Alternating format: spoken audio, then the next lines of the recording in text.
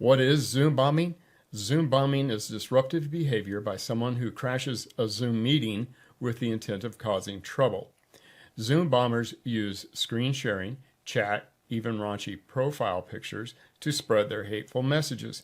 But most Zoom interruptions are actually accidental goofs by your participants playing with buttons and controls.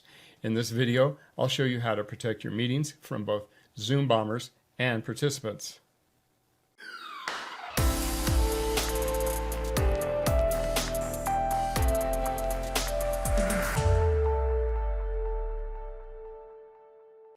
Does Zoom bombing always involve breaking into meetings? The Zoom bombing dominating the news doesn't involve crashing closed Zoom meetings. Each of these meetings were open to the public. The Zoom links were widely advertised on social media and the web.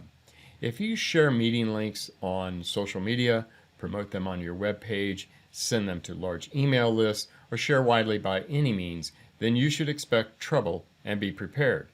Yeah, there are lots of people with way too much time on their hands. You're hearing about Zoom because it's being used for meetings by so many groups, but any video meeting platform can be crashed if the links are shared publicly. Are Zoom bombers the only disruption that you have to worry about? Zoom bombers are probably actually the least probable interruption you have to worry about.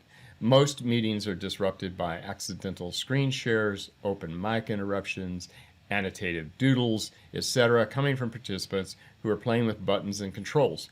They often have no idea that their actions can be seen or heard by others in the meeting. Newbies to Zoom often don't realize that their microphones and cameras are on. If you are hosting Zoom meetings, you have to protect your meeting participants not only from Zoom bombers, but from themselves as well. What can I do to prevent Zoom bombers? The most effective way to prevent Zoom bombers is to restrict the distribution of your meeting ID number. Things you can do include, number one, use a different generated number for each meeting. The longer a number is reused, the greater the chance it will fall in the wrong hands. Remember, never use your personal meeting number, the PMI, for any public meeting. Number two, restrict distribution of your meeting links. Unless you're inviting the public at large, share your link only with invited participants. Consider adding a line in your email confirmation asking recipients not to share the meeting link. Number three, register participants. Use some type of registration process and provide meeting links only to those who are registered. Zoom has a registration process that you can use. Number four, use the waiting room. If you are using the waiting room, anyone joining the meeting has to be admitted by the host or co-host. It can help control entry by unwanted guests. Number five, require Zoom authentication. Authentication means that someone has gone through the registration process and created an account with Zoom and is signed into that account prior to joining your meeting. It's a small but pretty effective step. Zoom bombers mostly count on being able to join anonymously without having to sign in, and that means that when you kick them out, they can just change their name and quickly re-enter. Number six, assign co-hosts.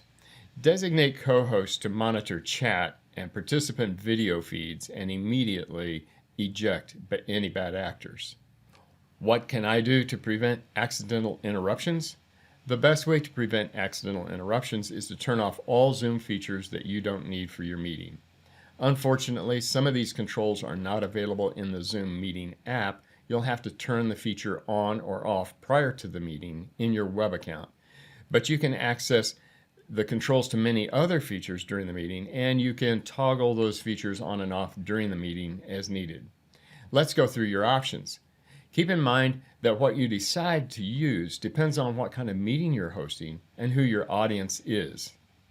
Things you can do include, number one, turn off chat, but be careful.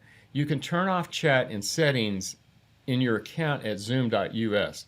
This will turn off chat for all meetings started while the setting is set to off, so be careful. Most of us use chat with all of our meetings, and you don't want to forget to turn it on for the next coworker meeting. Remember that chat must be enabled for document and file sharing as well. Number 2, set screen sharing to host only. You can set sharing to host only in settings or when you schedule a meeting. It's easy to toggle on during the meeting if you need it. Be aware you cannot turn sharing on for just one participant. It's either on or off for everyone. If you need to allow a participant to share a screen but want to deny everyone else, consider promoting them to co-host. Number 3, mute everyone. And don't forget, because hosts frequently do, to uncheck the box that says allow participants to unmute themselves. If you don't uncheck the box, then participants can and will turn their mics back on. Unchecking the box also mutes anyone joining after you mute the room. Otherwise, new participants may join with their mics on. Number 4, turn off cameras. Hosts and co-hosts can turn off participant cameras in the participant window. There is no way to turn off participant cameras all at once like there is for audio, so you'll have to do it for each participant. A participant cannot restart their video unless the host permits it. Number 5, turn off participants' annotations. Once you start to share a screen, go to the floating toolbar, click More, then turn off participant annotation. It happens a lot. Someone, a host, is sharing their screen, a participant will start playing with the annotation tools, not realizing their doodles are visible to everyone. Number 6, watch names and profile pictures. Disruptors have used their names and profile pictures to display pornography and hate speech. One way to solve this from a meeting is to click the up arrow next to the video icon, select Video Settings, then on the Video tab, check Hide Non-Video Participants.